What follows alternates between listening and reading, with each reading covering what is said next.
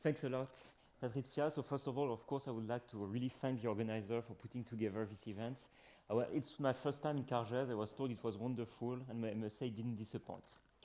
So when I had a look at the program, I was a bit intrigued to see that my fall was falling into the white or unspecified category. I wasn't too sure how to interpret that, but okay, I guess it's the organizer telling me that I have to give a talk which pertains to all categories at once. Okay, that's a tall order, but challenge accepted. I'll do my best. So during this conference, of course, we've heard about many different strategies to tackle this question of how to make many-body physics with light.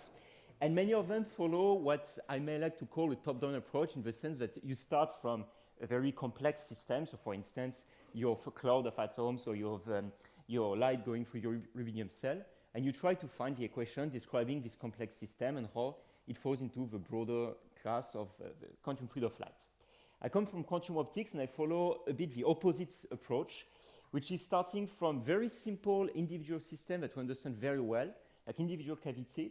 We see how we can couple those together and use them as sort of building blocks to gradually go toward more complicated dynamics. Or another way to put it is, can we build a quantum field of light photon by photon? Which is also why I use this picture of a Lego block.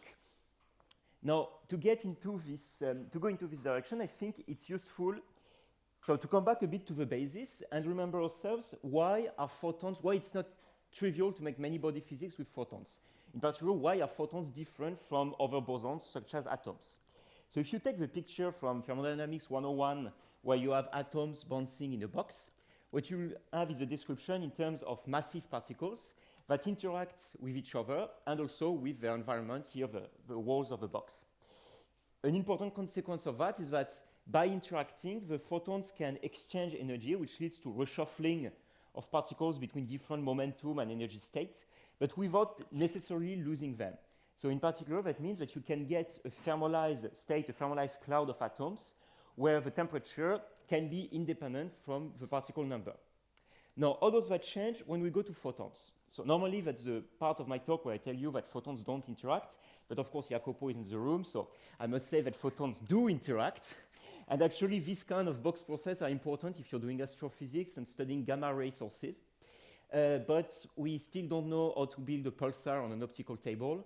So for all practical purpose, I think we can say that photons don't interact with one another. They do interact with their environments, but typically the main way of doing so is just through losses or absorption and emission process. So if I come back to my question, can I build something similar to my thermal cloud of atoms with photons? Well, sort of. You could use blackbody radiation. A priori, if you use a cavity and you hit the walls, you will emit photons and they will be in a thermal state. But one very important difference with the example above was that in this case, the number of particles is not independent from the temperature. And this matters, for instance, for the following reason. If you take your box of atoms, you can a priori reduce the temperature while keeping the number of particles constant. And this can allow you to get something, for instance, like Boson condensation, where a macroscopic fraction of the atoms will occupy the same quantum state. Now, if you take my thermal cloud with blackbody radiation, if you decrease the temperature, you're also going to lose particles. So if you get a cavity and you bring it to near absolute zero, you're not going to get a Bose-Einstein condensate of photons, you're just going to get nothing. So one of the questions I would like to address today is how can we go beyond simply this paradigm of interaction that goes through absorption and emission, and can we engineer a coupling of the photons to their environments that allows us to steer the system towards a more interesting many-body states. So those are these techniques called reservoir engineering. Can we apply them to this problem of many-body physics with light? So the concepts I'm going to discuss are quite general and can be applied in principle to a broad category of systems, but for concreteness here I will focus to the one we studied the most recently, which are superconducting circuits and microwave cavities. Okay, so to give you, to explain you how this reservoir engineering stuff comes about, I'd like to take as an example this experiment which has been performed by Kirill Fedorov in the Wagner-Meister Institute in Munich where I work. So here the idea is that you have a microwave cavity, which is shaped like an horseshoe, in which you embed a superconducting qubit, and they want to use this system as a microwave photon detector. So the idea is there will be a microwave photon incoming in the cavity, and you want to sort of transfer it over to the qubit to store it and then be able to read it. So the way it works is the following. So a photon impinges on the first cavity mode, which we call the buffer mode. And then by driving the qubit by a pump at the appropriate frequency, you can create a three-wave mixing process whereby an excitation is destroyed in the buffer mode, and at the same time an excitation is created in the qubits, and one excitation as well in an ancillary mode, which we call the waste mode. And it's so called because it's extremely dissipative, so it's going to immediately lose the energy it just gained. So now if you look at the next process you get, it's just a transfer of one excitation from this mode to that mode. But, and this process becomes irreversible, because if you want to hop backward, you have to absorb energy from the waste, which you don't have anymore. Now you can generalize this to you can put that in a slightly more general context where the waste is not purely lossy, but actually itself in contact with the thermal environment. In this case, you'll find that you can have both forward and backward hopping processes that are possible at rates that depend on the temperature of the waste. At 0 temperature, you recover the fully asymmetric hopping. At infinite temperature, you have fully symmetric hopping. Okay, so this is a very simple example, but now hopefully you can start to see that this is an example of this process I was hinting at. It's a process which is driven by an interaction through the environment, but it doesn't make you lose your particle, it makes it move around according to different modes. So a priori, now we can use this system to thermalize the system in a state where the temperature is independent from a particle number. One question, of course, is could we then use this to make a BEC with microwave photon? And I'm going to leave you on a cliffhanger for this one. If you want to know the answer, you have to stick around for Lucas's talk. From my side, so going back to this list of properties that I gave you at the beginning, we see that we now have this thermal distribution. These two are a priori satisfied, but we're still missing the first one. Our particles are still non-interacting.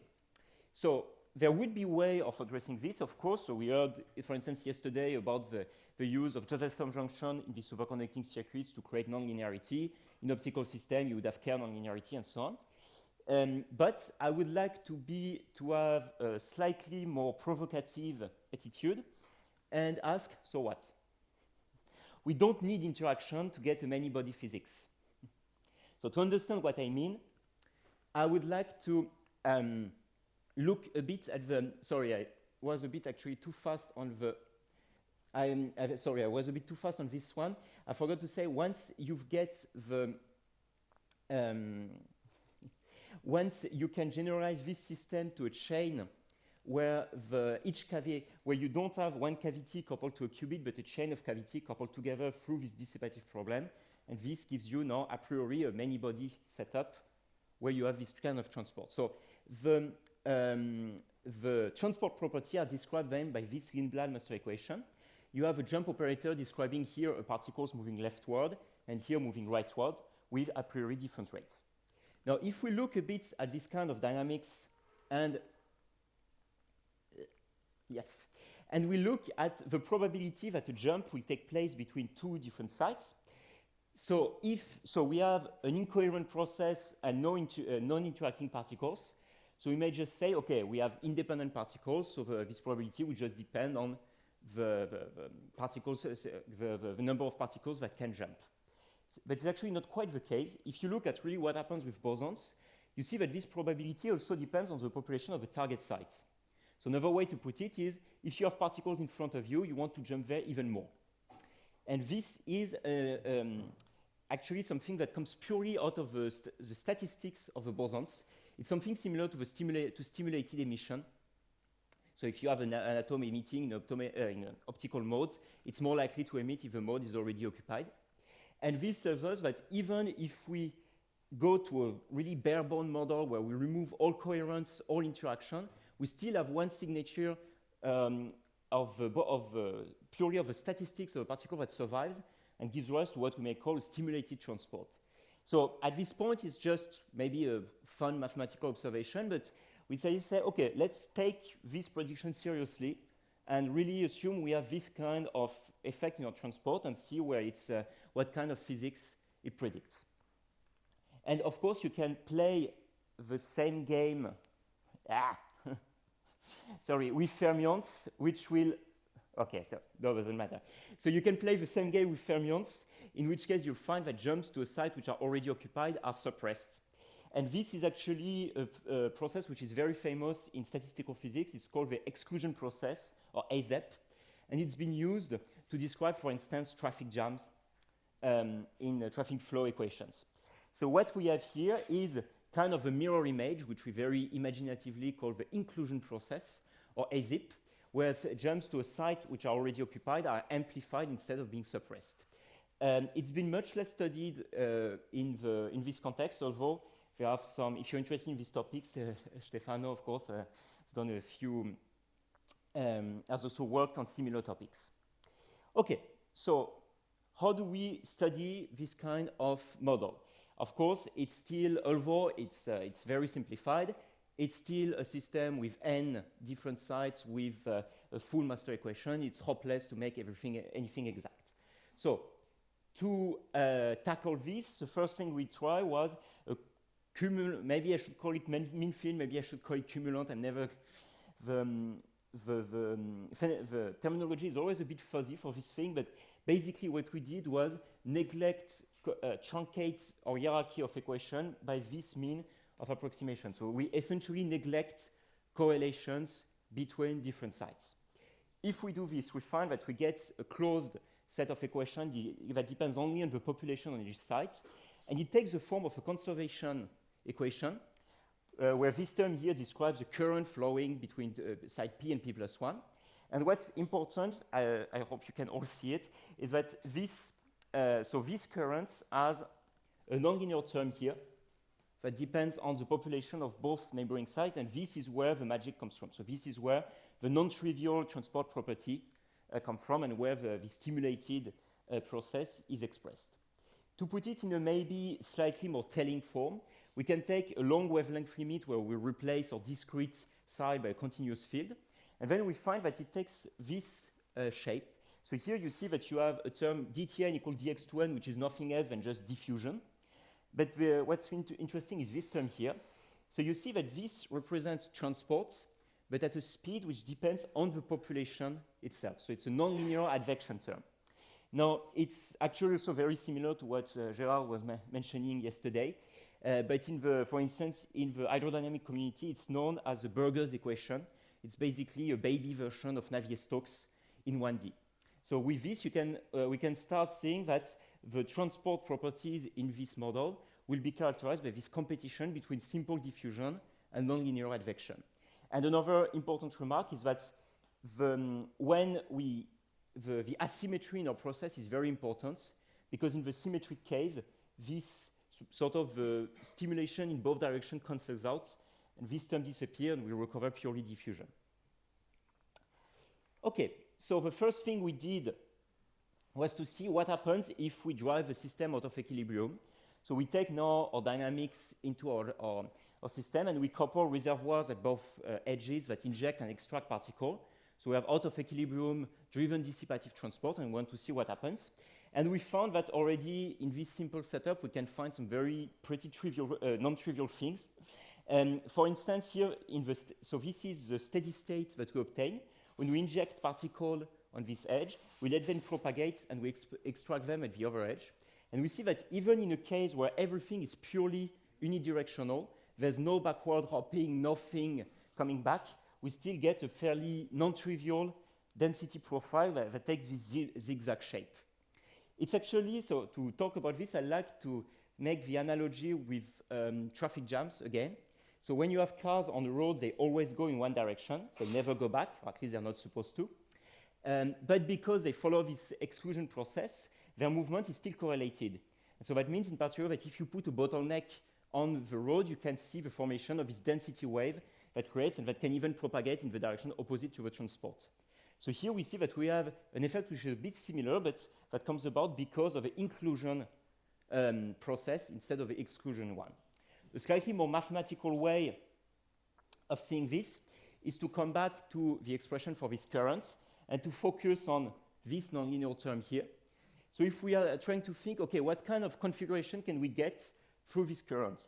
If we imagine that we have a sort of exponential profile, so we have here the site 1, 2, 3, we have that the n1 is bigger than n2, it is bigger than n3, but it also means that n1, n2 so is bigger than n2 and 3, so the current flowing from 2 to 1 must be larger than the current coming from 3 to 2. So that means that this site here will give off more particles than it will receive. And therefore, the population here must decrease, and this configuration cannot be stable. You can play the same game, for instance, with a armchair configuration, and you see that also that it can't be stable. But now, if you have a zigzag where n1 is equal to n3, then the currents outgoing and incoming can be equal, and this kind of configuration can be stabilized.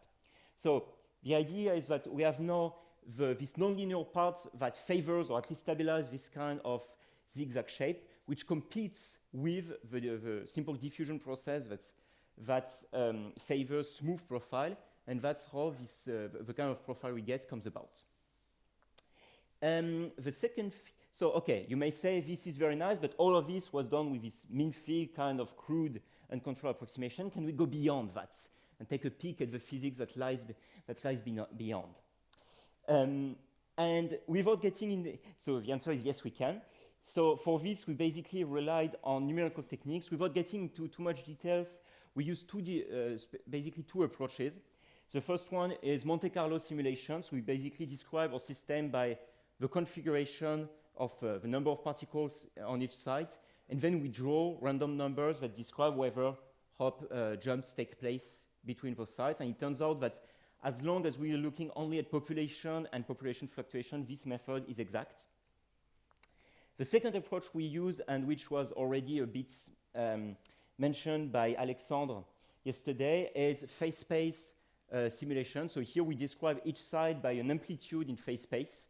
And thanks to what's called a truncated linear approximation, we can describe, so the state of our system is described by a probability or quasi-probability distribution in phase space, which evolves according to a Fokker-Planck equation. And we can study it through standard, also stochastic simulation. So, and with this, we did this, and we found that indeed those simulations do confirm these predictions of this zigzag shape, and pretty much all of the effects that we found at the mean field level for this pretty crude approximation happens to be well reproduced by a more trustworthy, maybe numerics, which was also a bit puzzling for me why does the mean field work so well where we did it in such a dumb way, but sometimes you get lucky. Okay, the second thing, so that was our first work on the topics. The second thing we did was to say, okay, we're going to study a bit the current fluctuations. So here we're looking at a different setup where we have still our chain, but we remove the reservoir. We just start from an initial domain wall configuration, and then we let it evolve, and we look at the fluctuation statistics of this thing. So we can study it for both bosons, fermions, and classical particles that show neither inclusion nor exclusion. And already, just with the propagation, we can see difference between, for instance, a rarefaction wave or a shock wave. But what was maybe more interesting is that when we look at the current statistics in time, we can study the fluctuations of the current in time. And what we find is that the variance of this fluctuation grows in time like it's not there, but like a certain law which is a T1/3. And when you look at the full counting statistic, it follows what's called a Tracy-Widom distribution. Okay, you may say, so what? But it turns out that those effects, this T1/3 and the Tracy-Widom, are smoking gun that our model falls into the so-called Kardar-Parisi-Zhang or KPZ universality class, which Jacopo also mentioned on Monday.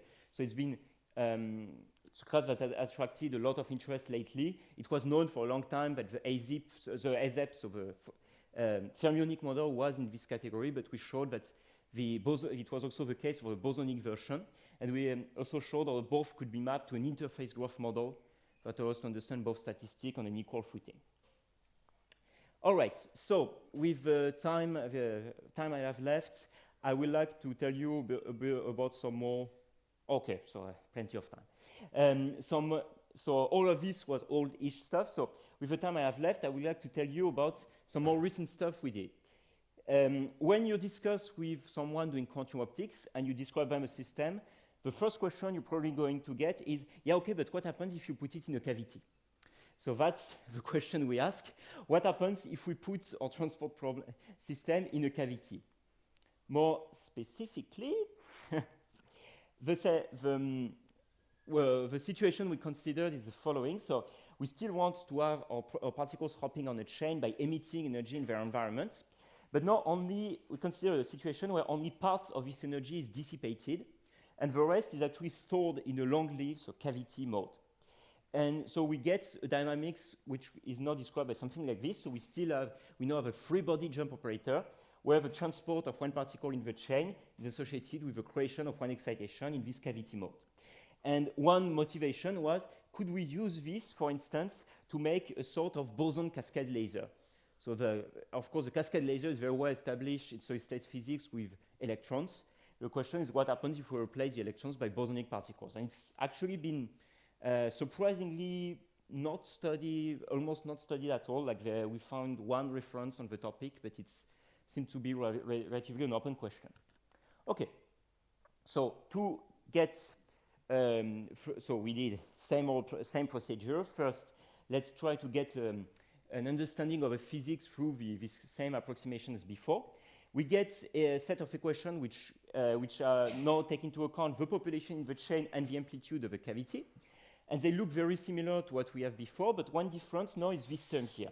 So you see here that what this term describes is the stimulated emission into the cavity. So it tells you again that if the cavity is already occupied, the probability of hopping by emitting a photon in the cavity is larger. So another way to say it is the effective transport speed in the chain will depend on the cavity amplitude. Conversely, if we look at the cavity, we say that each hopping event in the chain adds one excitation to the cavity. So we have effectively a pumping mechanism, which is just given by the total currents flowing through the chain. And on top, we just look at standard losses in the cavity. Okay, what do we get with that? Well, in the regime where we have high losses, so a very poor, bad cavity, and we inject very few particles in the chain, well, we have very few jumps, so we don't pump the cavity very strongly. It's also very lossy, so no big surprise here, it remains empty. In the opposite regime, where we have no strong injection in the chain and we have a good cavity, instead we'll see that we can accumulate energy in the cavity and get lasing. Okay, that's what we wanted to see. We are happy. But now, the accursed question, what happens in the middle? So that's the answer. So here I show you the population of a cavity versus time. So in the two regimes I describe, you see here that so the empty cavity, you just go to this yellow line here, you just remain at 0. In the lasing case, you have some initial oscillation, but then you stabilize to a constant value. But then for intermediate regime of injection and losses, you see instead that you have this pulsing behavior. So basically the cavity starts lasing, then stops, then lays, then stops, and so on. And you can show that it is really a periodic behavior that goes on forever. So if you plot the phase diagram of your process, you'll find that on top of this, between this empty cavity and lasing regime here, you have this periodic behavior in the middle. So we're a bit intrigued by this, and we set about to understand what's going on here. So to give you an example, and this is where I have to pray very hard, I have a small video that shows you, yes, so this is the population in the cavity. Initially, in the chain, sorry, everything is empty, and we start injecting particles from the left. So we see that we start getting, let me show it to you again. So we see that we start accumulating particles in the chain here, and then at some point this packet detaches and quickly go through the chain. And then a second one appears and does the same. And of course, as you probably guessed by now, the moment where this packet detaches and propagates, that corresponds to the burst in the cavity. So with this, we can so let's okay. With this, we can now understand what's going on in this system. So again, to remind you, the interplay between our effects is that the hopping in the chain is accelerated by the cavity occupation, and the cavity is pumped by the hopping in the chain. So what happens is, at the beginning, we start injecting particles, and there are few particles, so few hopping events. The cavity is weakly pumped, and it still remains empty. But since the cavity is empty, it means, in turn, that the dynamics in the chain remain slow, so particles don't move very fast and tend to stick on this side of the chain.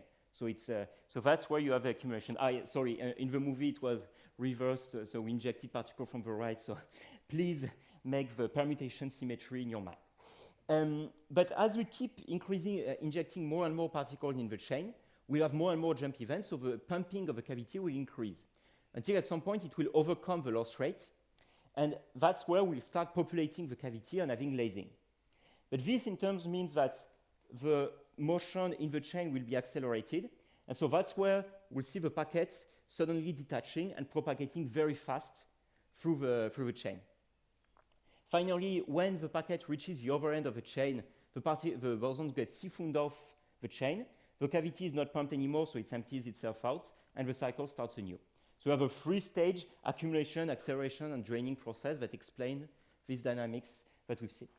Okay, very nice, but then again, only mean field. Can we see this also in simulation? In particular, what happens if we really take into account the stochastic nature of a process? So for this, we also perform the Monte Carlo simulation. We just have to add one extra site to take the cavity into account. And the results we find are the following. So now we increase the pumping rate, which is equivalent of decreasing the cavity loss rate. And we find that for low pumping, so this is the population of a cavity versus time for a single realization of a trajectory. We find that we have just a few excitations here and there. But as we start increasing the driving of a chain, we start seeing these peaks that follow a quasi-periodic pattern. I would say quasi-periodic because both the heights and the position of these peaks are random, no? But still, it's clearly not white noise. So we do see some regularity in there.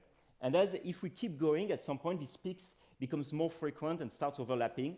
At some point, we see that we will have a non-zero average value, which corresponds to the lasing regime, albeit with a lot of noise on top. So that means that, a priori, all of the essential feature predicted by mean field seems to be still present in the numerics. Now, with the time I have left, I would like to tell you some,